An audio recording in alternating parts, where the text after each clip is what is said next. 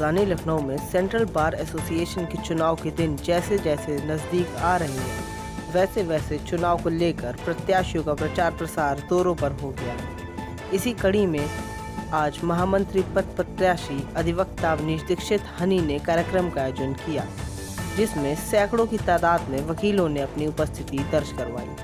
आइए जानते हैं महामंत्री पद प्रत्याशी अधिवक्ता अवनीश दीक्षित हनी ने क्या कुछ कहा।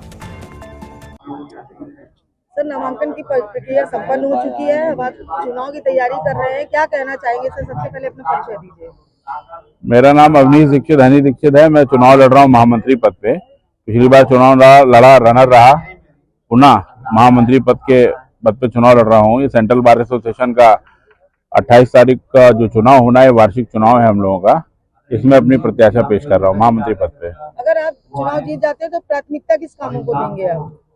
प्राथमिकता अधिवक्ताओं की सुरक्षा की है, वरिष्ठ अधिवक्ताओं के लिए सीनियर कक्ष की है, अधिवक्ताओं की स्वास्थ्य की है, अधिवक्ताओं पे हो रहे अत्याचार को रोकने के हम लोगों का प्रयास रहेगा। एडवोकेट प्रोटेक्शन एक्ट को लागू कराने के लिए पूरे प्रदेश में आंदोलन चलाया जाएगा। और अन्य जो अधिवक्ता साथी जो मेडिकल क्लेम से हमारे यहाँ जैसे मिलता है, लोगों को नहीं मिल रहा है, आयुष्मान कार्ड तक की योजना हमारे पास नहीं है, अन्य लोगों को नहीं है, जैसे आप सब पत्रकार साथियों को कैशलेस इलाज की सुविधा है, हमारे यहाँ किसी भी वकील को कोई सुविधा नहीं। आपके इस मीडिया के माध्यम से मैं आपको बताना चाहता हूँ, जो न्यायपालिका का बजट है, न्यायपालिका के 80% बजट न्यायपालिका में जुडिशियल अफसरों के लिए है। अगर आप उस बजट का रेशियो देखें, जो उसका 10% का अक्षांश बचता है, वो कुक्कुट पालन के बजट से भी कम है।